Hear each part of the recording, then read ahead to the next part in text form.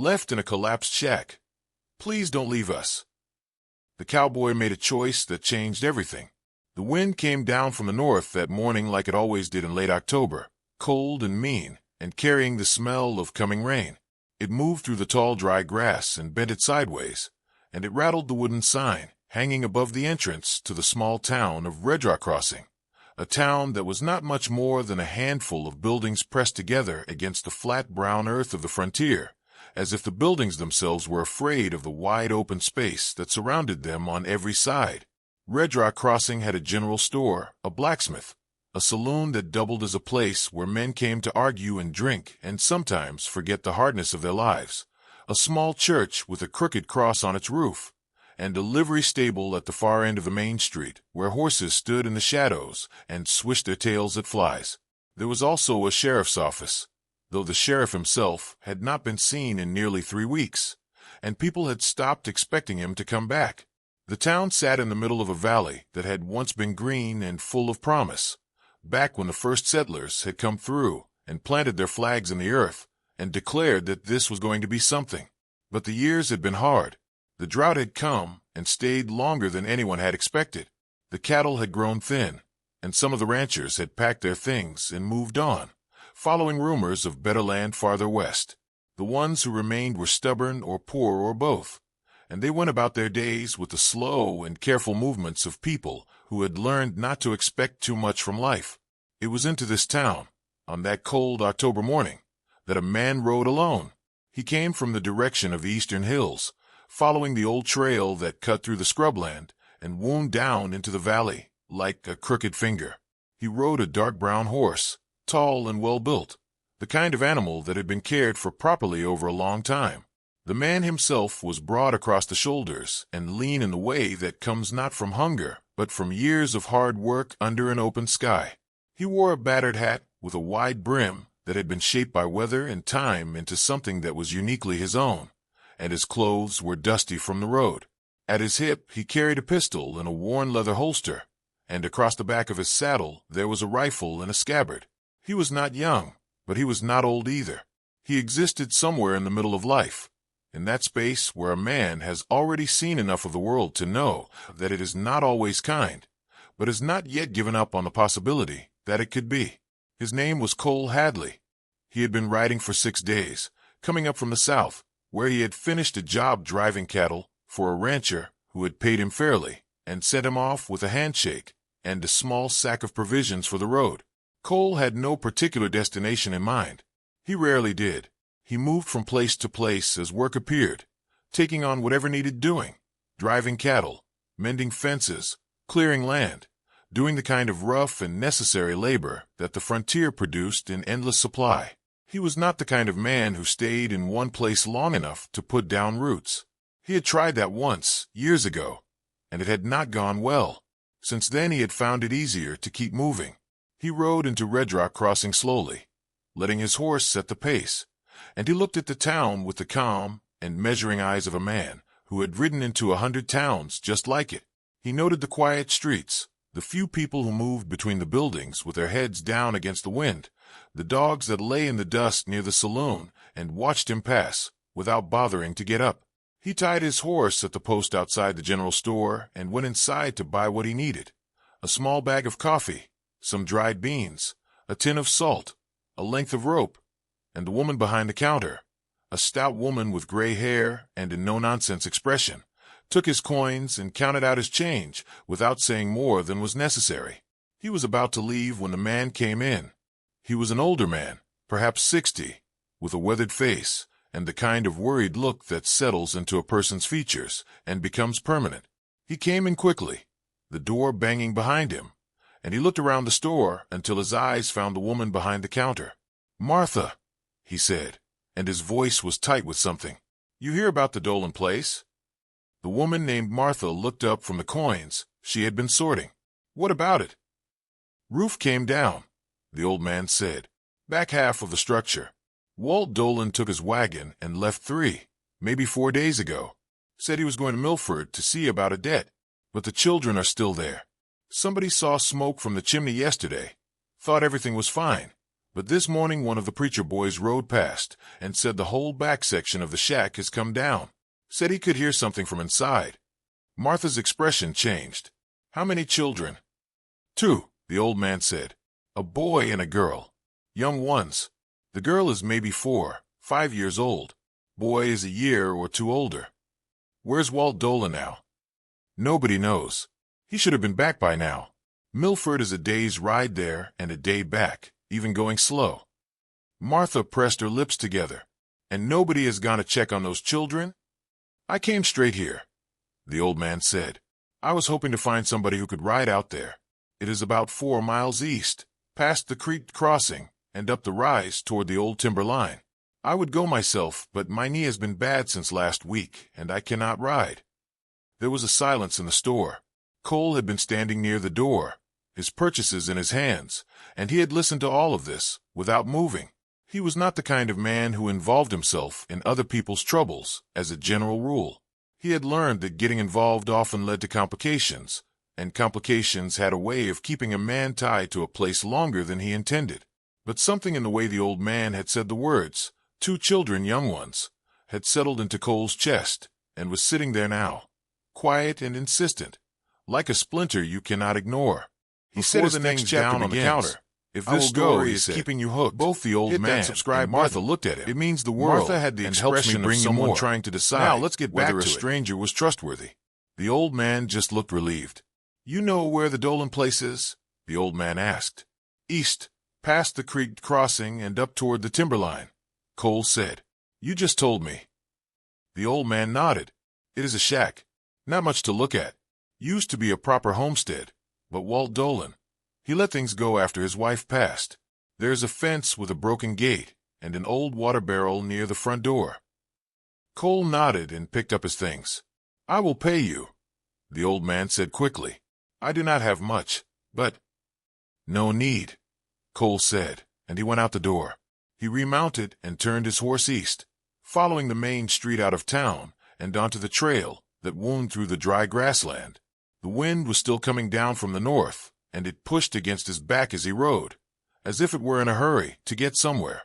The sky above was the color of old pewter, low and full of clouds that had not yet decided what they wanted to do. Cole rode at a steady pace, not rushing but not dawdling either. He let his mind go quiet the way it did when he was on the trail, settling into the rhythm of the horse's movement, watching the land around him with the practiced attention of a man who had spent most of his adult life outdoors.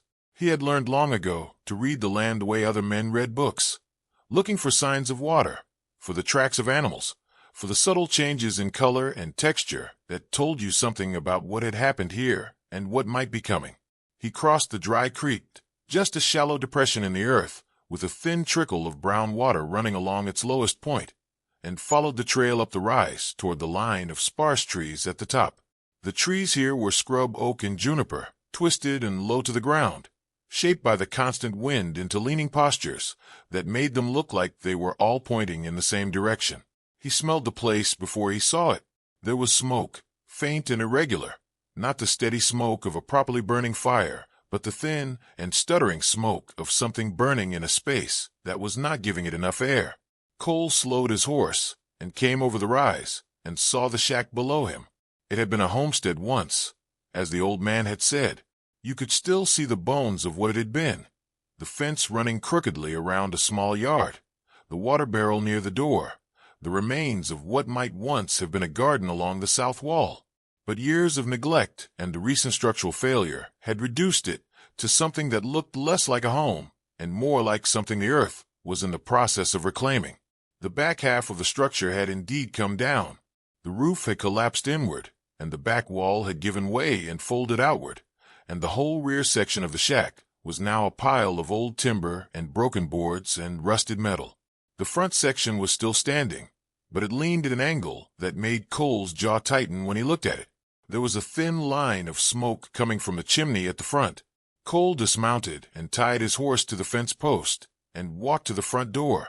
It was ajar, hanging slightly open, and through the gap he could see dim light and the glow of a low fire. He pushed the door open slowly and looked inside. The room was small and cluttered. There was a rough table, 2 chairs, a cot against one wall, a fireplace at the far end with a fire that had burned down to a few red coals, and a small flame that was barely keeping itself alive. The walls were dark with age, and the single window was so dirty that it let in very little of the gray morning light. The whole structure groaned softly in the wind, and Cole could see, where the back wall had been, a rough barrier that had been constructed from whatever was available, a length of planking, an old blanket, a section of the collapsed roof that had fallen at an angle and created an accidental partition. Beyond this barrier, through the gaps, Cole could see the tangled wreckage of the collapsed rear section, and in front of the fireplace, huddled together on the floor, were two small children. The girl was very young, perhaps 4 years old, with tangled dark hair and wide eyes that looked up at Cole with an expression that mixed fear and desperate hope in equal measure. She was small and thin, and her dress was dirty and torn at the hem. She was holding the hand of the boy beside her, gripping it with both of her small hands, and she did not let go when Cole came in. The boy was older, maybe 6 or 7. He had the same dark hair as his sister and the same wide eyes, but his expression was different.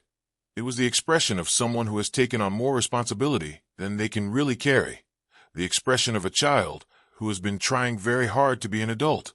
He sat up straighter when Cole entered, pulling himself up to his full height in a way that was both brave and heartbreaking.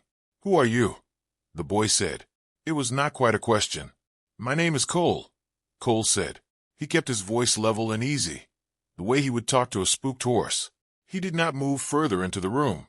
He crouched down in the doorway, so that he was not towering over them. "I heard about the roof coming down. I came to see if you were all right." The boy looked at him for a long moment. The girl was still clutching his hand. Her eyes had not moved from Cole's face.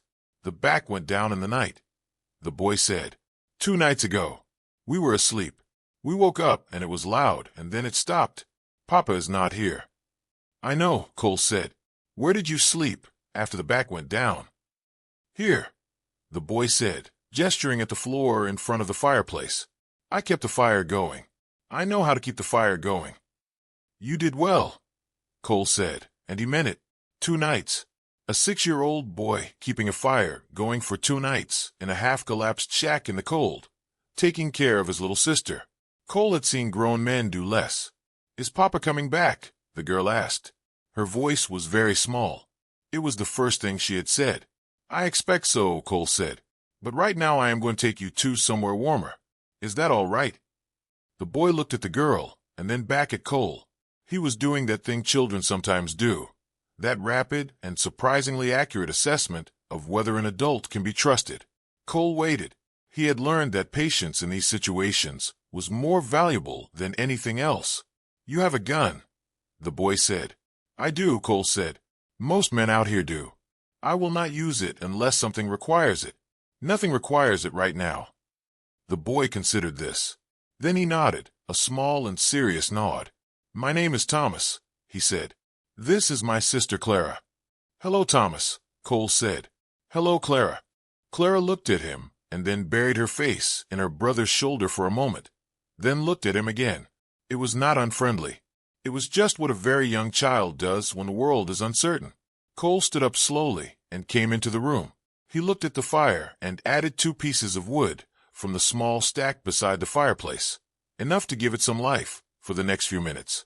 Then he looked around the room for what the children might need to take with them. There was not much. A small canvas bag that had been packed. Thomas had clearly been thinking ahead, with what looked like 2 or 3 items of clothing and a tin cup and a small object that Cole could not quite make out. There was a worn blanket that he folded and tucked under his arm. "Is there anything else you want to bring?" Cole asked. Thomas stood up and picked up the canvas bag and slung it over his shoulder with the practiced ease of a child who had been responsible for his own things for some time. Clara stood up too, and she reached up and took her brother's hand again, and then she looked at Cole and, with a gravity that was both tiny and enormous, reached up with her other hand. Cole looked at that small hand for a moment. Then he took it. Her hand was cold and very small in his. He walked with them to the door and out into the gray morning, and Clara held onto his hand the whole way. Her little fingers wrapped around 2 of his, trusting him completely in the way that only the very young and the very desperate can trust a stranger. He lifted Clara up onto the horse first, settling her in front of the saddle, and then helped Thomas up behind her. He tied the canvas bag to the saddle and took hold of the reins and led the horse on foot back down the trail toward town, walking beside them, keeping one hand on Clara's back to make sure she was steady. "Are you hungry?" he asked as they walked. "Yes," Thomas said, with the directness of a child who has been hungry long enough that there is no longer any embarrassment in admitting it. Cole reached into the side pocket of his saddlebag and found a piece of hard bread that he had bought 2 days ago and wrapped in cloth. He handed it up to Thomas, who broke it carefully in half and gave the larger piece to Clara without being asked. Cole noted this and said nothing. They walked in silence for a while. The wind had eased a little and the clouds had shifted, letting through a thin and watery kind of light that was better than nothing.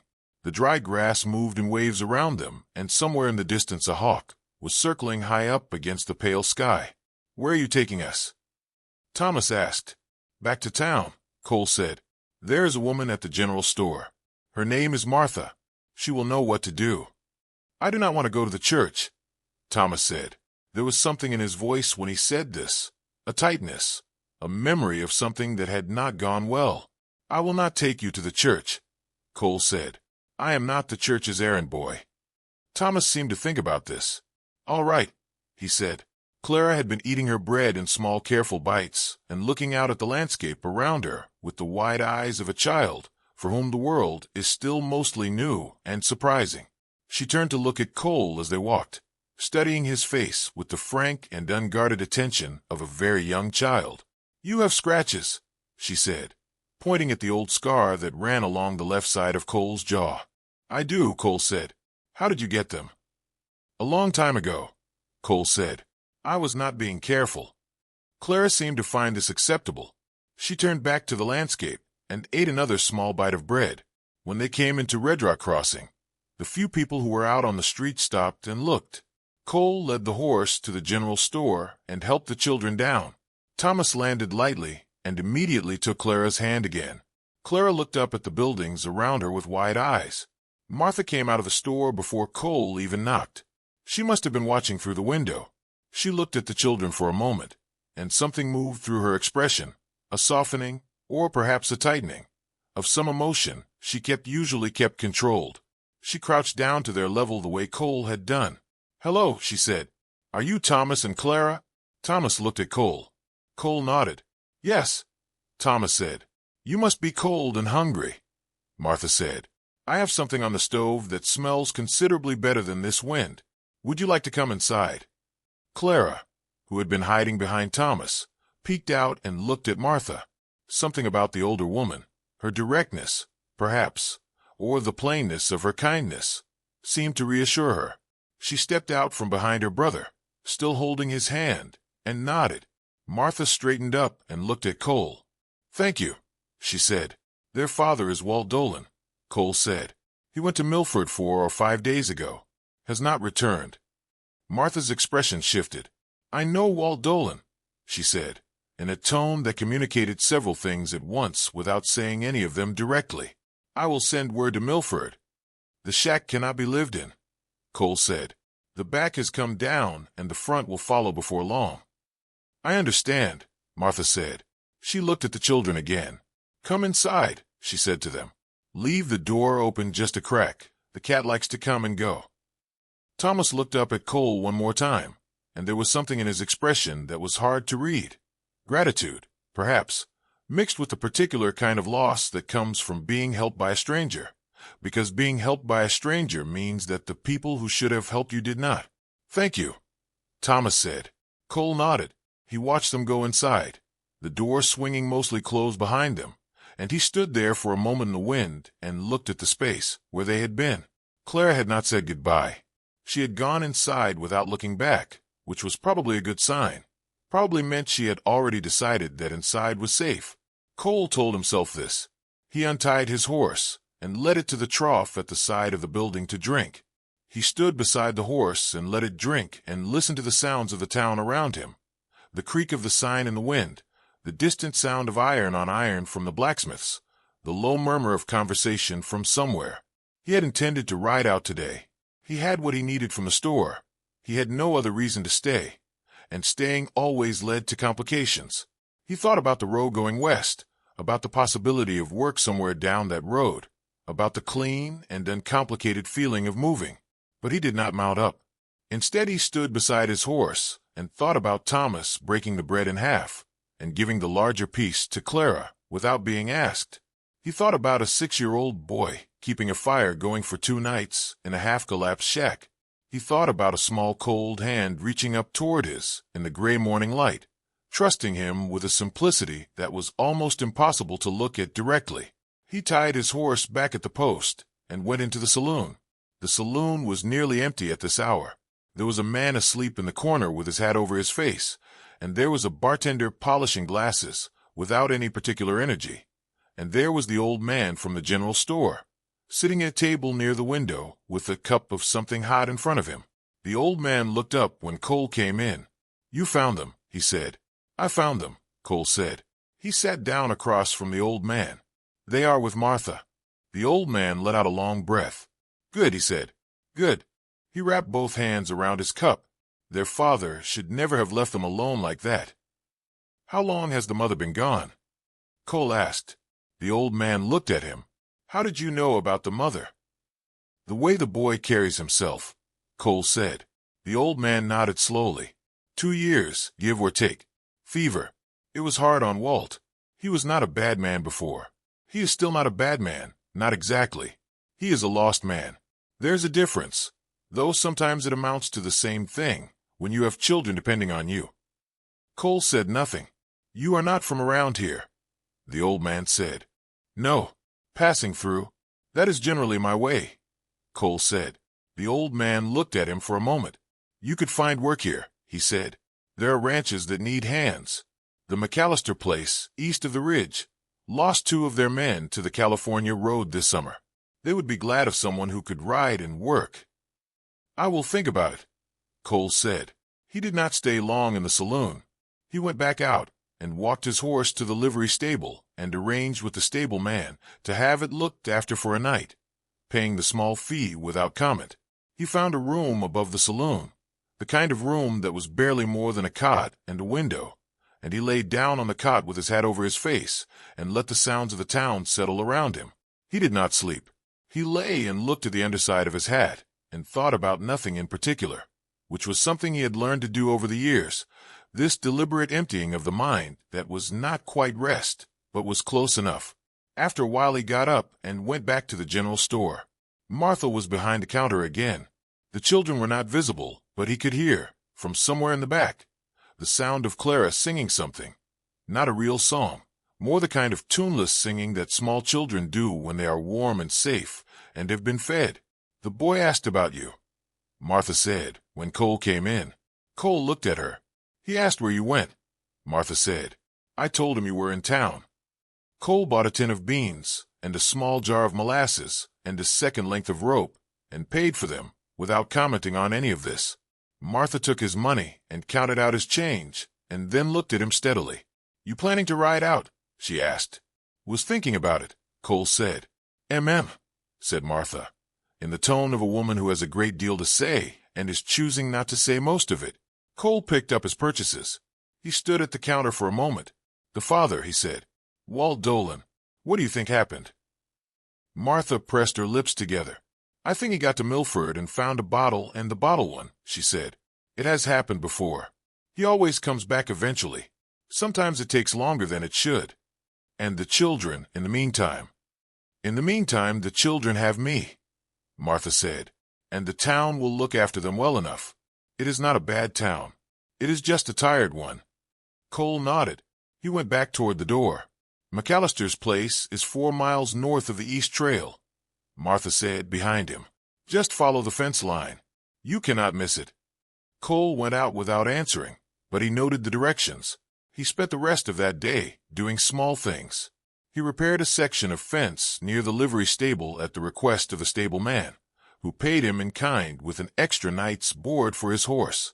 He ate a meal at the back table of the saloon, a plate of beans and salt pork that was not good but was hot. He watched the afternoon light change over the rooftops of the town and thought about the road going west and found, for reasons he did not entirely understand, that it held less pull for him than it usually did. The next morning, just after dawn, he rode north to the McAllister Ranch. It was a proper working ranch, bigger than most of what was in this valley, with a main house and a bunkhouse and several outbuildings, and a large corral where a dozen horses moved in the early light. There was smoke from the house chimney and the smell of coffee on the air, and when Cole rode up to the gate, a man came out of the bunkhouse and looked at him. "I heard you might be looking for hands," Cole said. The man who had come out of the bunkhouse was perhaps 50, with a square face and a careful expression. He looked Cole over the way experienced men do, taking in the horse, the gear, the condition of the saddle, and the way Cole sat in it. All of this in a few seconds. "You ride?" the man said. "Yes." "You work cattle?" "Yes." "You cause trouble?" "No." The man grunted. "Come and have coffee," he said. "We will talk." His name was Garrett McAllister, and he was the kind of man who said little but meant everything he said, which Cole found restful. Over coffee at the rough table in the main house, they discussed terms, wages, duties, length of arrangement, in the brief and economical language of men who have both done this kind of negotiation before and do not see the need to dress it up. Cole agreed to a month's trial. McAllister agreed to wages that were fair if not generous. Cole rode back to town to collect his things and pay his final night at the saloon. He stopped at the general store.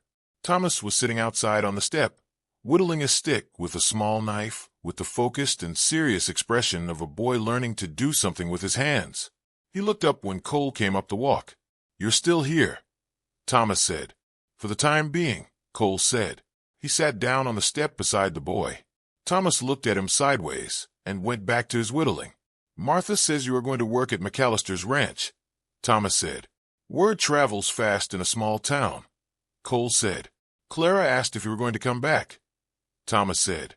He said it with the careful neutrality of a child who has learned to ask indirect questions as a form of protection. "I will be back to town regular enough," Cole said. "McAllister's is not far." Thomas nodded and scraped at the stick with a knife.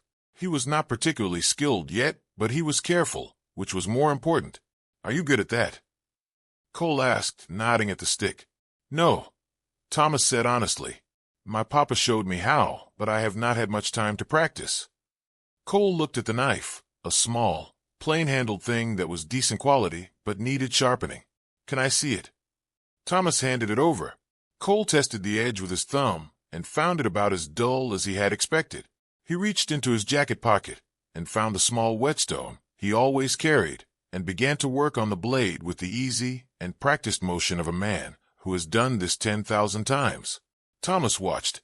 "You press here," Cole said, showing him the angle. "Consistent angle. That is the most important thing. Not how hard you press. The angle." Thomas watched with serious attention. Cole worked on the blade for a few minutes and handed it back. Thomas tested the edge the way Cole had, with his thumb, and his eyes widened slightly. "That is much better," he said. "Take care of your tools," Cole said. "They will take care of you." He stood up. "My papa has a whetstone," Thomas said. "I did not know what it was for." Cole nodded. "Now you do," he said. He went inside and settled with Martha and gathered his things and rode out to the McAllister Ranch. The work was what he had expected, hard and physical and straightforward in the way that ranch work usually is. There were fences to mend and cattle to move, and equipment to repair and horses to look after. Cole was good at all of this. He had spent enough years at it to do most of it without thinking, which left his mind free to be quiet, and a quiet mind was something he valued. The other hands were two young men, brothers from somewhere in the South, who were friendly in an uncomplicated way and did not ask him many questions, which he appreciated. McAllister himself came out to the range most days and worked alongside his men, which Cole respected. Cole fell into the rhythm of the ranch easily. He rose before dawn and went to bed after dark, and in between there was work, which was simple and sufficient. But he found himself, on the evenings when he rode into town to buy small things or have a meal, always stopping at the general store. And he found, almost every time, that Thomas was somewhere nearby, on the step, or in the yard, or just visible through the window, and that Clara, when she saw Cole coming, would come running out the door with the unself-conscious urgency of a very young child who is happy to see someone. She would crash into his legs and grab on, and he would look down at her, and she would look up at him with those wide dark eyes and say something. Cole, Cole, I saw a rabbit today, it was big. Or Cole, I learned a new song, do you want to hear it? And he would listen to whatever she had to say with the full and genuine attention that very young children require and rarely get. Thomas was more reserved, as older children often are, but he always came and stood nearby and found reasons to be in the same space. And he always had questions about the ranch, about the horses, about how things worked. He was a child with a deep appetite for information and a good memory, and Cole found himself talking to him more than he had talked to anyone in years. One evening, about 2 weeks after Cole had started at the McAllister Ranch, he came into town to find a different kind of energy in the street. People were gathered in small groups, talking in low voices, with the particular tension of people discussing something that has not yet resolved itself. He tied his horse and went to the general store. Martha was behind the counter, and her expression was the carefully controlled expression of a woman managing her emotions in front of others. Walt Dolan came back, she said before Cole could ask. Cole looked at her. He is at the saloon, Martha said. He came back 3 hours ago. He had been in Milford for 2 weeks. He is. She paused, choosing her word carefully. Not in a good state. Where are the children? Cole asked. Here, Martha said. I have not taken them out to see him yet. I wanted to. She stopped again. I wanted to talk to you first. Cole was slightly surprised by this. Why me? Martha looked at him steadily. Because you are the one they trust, she said, with the plain directness of a woman who deals in facts. Thomas has talked about you every day since you brought them in. Clara asks for you by name when she wakes up in the night. I did not plan this, and neither did you. But there it is. Cole was quiet for a moment. He is their father, he said. Yes, Martha said. He is their father. He is also a man who left 2 small children alone in a shack that was already in poor condition for 2 weeks, while he drank away whatever money he had in Milford. He is their father, and they love him, because children love their fathers regardless of whether those fathers deserve it, which is one of the great cruelties of the world. Cole said nothing. He was thinking about what he intended to do with this information, and he was not sure yet. I am not asking you to do anything, Martha said. I am just telling you, because you should know. Cole thanked her and went out and walked to the saloon. Walt Dolan was not difficult to identify. He was a man in his late 30s who looked 10 years older, sitting alone at a table with a glass in front of him that was not his first and not his last, looking at the wall with the hollow eyes of a man who is present in body, but somewhere else entirely in every other sense. He had dark hair going gray at the temples, and the same dark eyes as his children, and when Cole sat down across from him, he looked up slowly, as if focusing required effort. You are the man who found my children, Walt Dolan said. Yes, Cole said. Dolan looked at him. The look was complicated. There was shame in it and gratitude, and also something defensive. The instinctive bristling of a man who knows he has done wrong and is not yet ready to admit it cleanly. I was going to be back sooner, Dolan said. Cole did not respond to this. Dolan turned his glass on the table. I know what you are thinking. What am I thinking? Cole said. That I am a bad father, Dolan said. I am thinking, Cole said, that you have 2 children who are safe and well and who want to see you. I am thinking that you are sitting here instead of there. I am thinking that the gap between where you are and where you need to be is not very large, and that closing it is entirely within your ability, if you choose to. Dolan looked at him for a long moment. Then he looked back down at his glass. She would have known what to do, Dolan said. My wife. She always knew what to do. I do not know what to do. I have not known what to do since she died. I make decisions, and they are the wrong decisions, and I know they are the wrong decisions, but I make them anyway, because at least they are decisions. At least they are something to do. Cole sat with this. The shack is gone, Cole said. The back half is down, and the front will follow. You need somewhere to bring them. Dolan pressed his hands flat on the table. I know, he said. There's work at McAllister's, Cole said. He is a fair man. He would likely take you on if you came to him sober and in the morning. Dolan looked at him. You work for McAllister. I do. Why are you telling me this? Cole thought about Thomas on the step with his knife, giving the larger piece of bread to Clara without being asked, keeping the fire going for 2 nights. He thought about Clara's hand in his in the cold gray morning. He thought about what it meant to need your father and to have him present in body, but absent in everything that mattered. Because they need their father, Cole said. Not a better father, not a perfect father.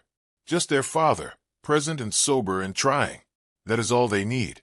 It is not a small thing, but it is not an impossible thing either. Dolan looked at his glass for a long time. Then he pushed it away. He did not say anything, but he pushed it away. Cole stood up.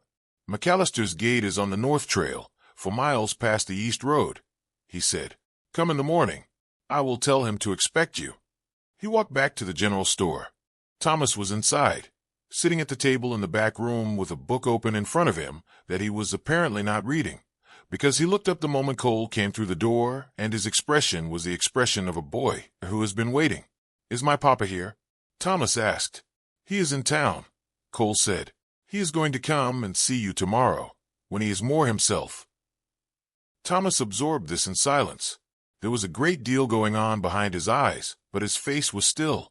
Clara was asleep in the corner on a pile of blankets, curled up small with one hand under her cheek, and she looked in sleep the way all children do, fully at rest, fully trusting the world to be there when they woke up. Cole sat down across from Thomas. Is he all right? Thomas asked. He met his father. He will be, Cole said. Thomas looked at him with those careful eyes. You cannot know that, he said. No, Cole said. I cannot know it. I think it is true. I could be wrong. I have been wrong about people before. Thomas considered this. It was the kind of straight answer that children appreciate more than they are usually given credit for. He goes away sometimes, Thomas said. In his head. He has been doing it since Mama died. It is like he is there, but he is not there. I do not know how to explain it better than that. You explained it well, Cole said. Clara does not really remember Mama, Thomas said. He said it quietly, looking at his sister's sleeping form. She was very young. She remembers things, I think, but she does not know if they are real or if she made them up. I remember everything. Cole was quiet. Is it better to remember or to not remember? Thomas asked. He asked it with the genuine and serious curiosity of a child who wants to know, not as a rhetorical question. I do not know, Cole said honestly. I think it is different for everyone. I think remembering is hard, and not remembering is hard in a different way. Thomas nodded slowly. I think I am glad I remember, he said, even though it hurts. Because she was real. She happened. She should be remembered. Cole looked at this boy for a long moment, 6, 7 years old, sitting in the back room of a general store in a small frontier town, articulating something that most adults never get around to understanding. Yes, Cole said. She should be remembered. They sat together in a comfortable silence for a while, the way that people sometimes can after they have said something true together. Then Clara made a small sound at her sleep, and both of them looked at her, and she settled again, and Thomas let out a breath that was almost a laugh. She snores, he said. Does she know that? Cole asked. I told her. She said that was impossible. Thomas said. She said she was too small to snore. That is solid logic, Cole said. Thomas almost smiled. Cole stayed another half hour, and then rode back to McAllister's in the dark, following the trail by memory and the feel of the horse beneath him and the faint light of a quarter moon that came and went behind the clouds. He told McAllister the next morning about Walt Dolan, and McAllister listened without expression and said that if the man came to him sober and in the morning he would consider it.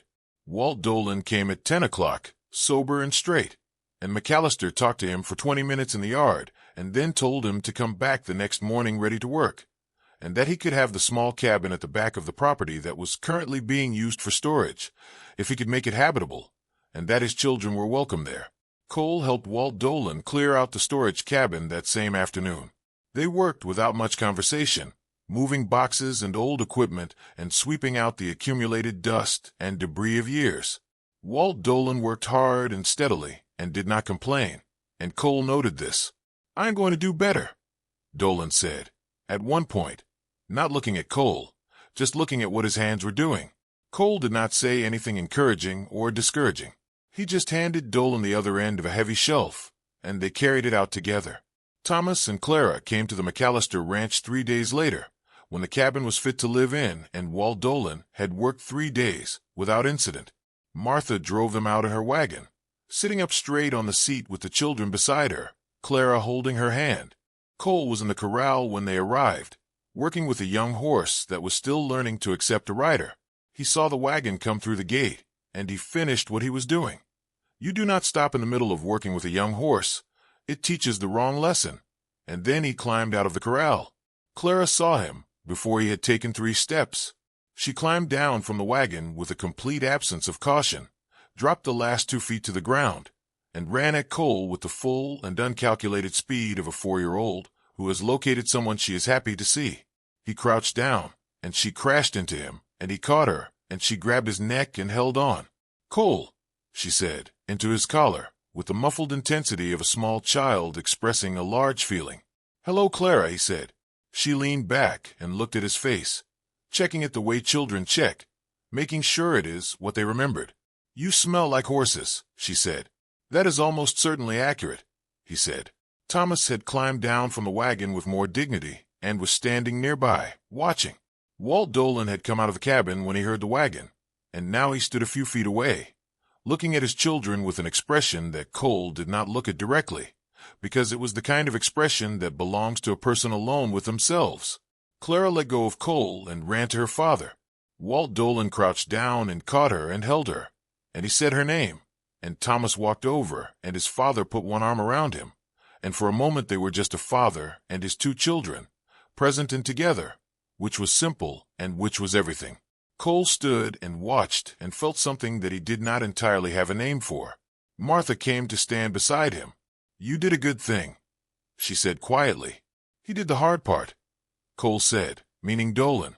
"Many people know what the hard part is," Martha said. "Fewer people do it. You helped him see it." Cole said nothing. He was watching Clara, who had her arms around her father's neck and was apparently telling him something very important about the ranch, about the horses, about everything she had seen in the last 60 seconds. "Are you planning to stay on at McAllister's?" Martha asked. "For the time being," Cole said. Said Martha.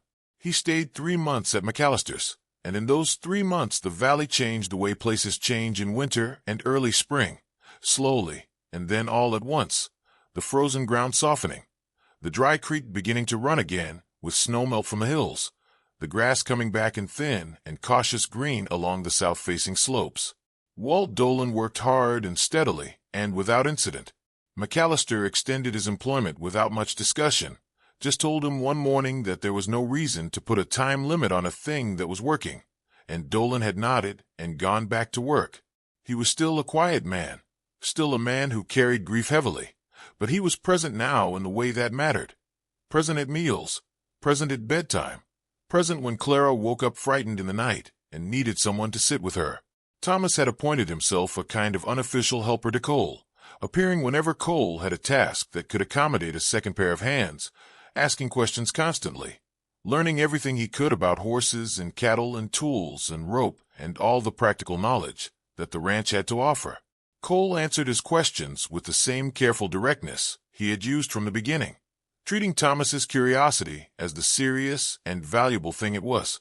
Clara had decided, in the matter-of-fact way of small children, that Cole was simply part of her world, and behaved accordingly. She brought him things, small rocks, interesting sticks, a beetle she had found near the water trough, and explained their significance with great seriousness, and Cole accepted each offering and listened to each explanation with full attention, because this is what the situation required, and because he found, somewhat to his own surprise, that he did not mind it at all. One afternoon in late March, Cole was sitting on the fence of the corral watching the horses, and Thomas came and sat beside him. They had developed a habit of this, sitting together in comfortable silence, which is a thing that not many people can do together, and which means something when it happens. After a while, Thomas said, "Are you going to leave?" Cole looked at him. The question was asked in the same careful neutral tone that Thomas used for things that mattered a great deal to him. "I have been thinking about it," Cole said honestly. Thomas was quiet. "I have been thinking about a lot of things," Cole said. Thomas looked at the horses moving in the corral. "Clara would cry," he said. "Not as an accusation, just as a fact." "I know," Cole said. "I would not cry," Thomas said. A pause. "But I would notice." Cole looked at this boy sitting beside him on the fence rail in the late afternoon light, serious and careful and brave in the particular way that children, who have had to be brave too young, are brave. Not because it is natural, but because they have learned that it is necessary. "I think I will stay a while longer," Cole said. Thomas nodded, as if he had expected this, as if, having asked, he had already accepted whatever the answer would be. But there was something in the set of his shoulders that changed slightly, a fraction of ease entering a posture that was usually somewhat braced against the world. "Okay," Thomas said. The evening came down over the valley slow and gold, the way spring evenings do in that country, and the horses moved in the corral, and the smoke from the cabin chimney rose straight up in the still air, and somewhere inside Clara was singing one of her tuneless songs, and the sound of it carried out into the evening, and Cole sat on the fence rail and listened and found that the road going west had very little pull on him at all. He had not expected this. He had not been looking for it. He had ridden into a valley going somewhere else entirely, and had stopped to see about 2 children in a damaged shack, and somewhere in the simple work of that, the walking back down the trail with a small hand in his, the sitting on the step while a boy learned to sharpen a knife, the catching of a 4-year-old who ran at him with her whole self, somewhere in all of that, the restlessness that had driven him from place to place for years had quietly, without announcement, without drama, set itself down and stopped. He did not know how long he would stay. He had never been a man who made long plans. But the question of where he would be tomorrow had a clear answer for the first time in a long time, and the answer was here, and that was enough. The smoke from the cabin went straight up into the clear evening sky, and the horses moved in the fading light, and Cole Hadley sat on the fence rail and listened to Clarice singing Carry Out into the spring air of the valley, and he was still.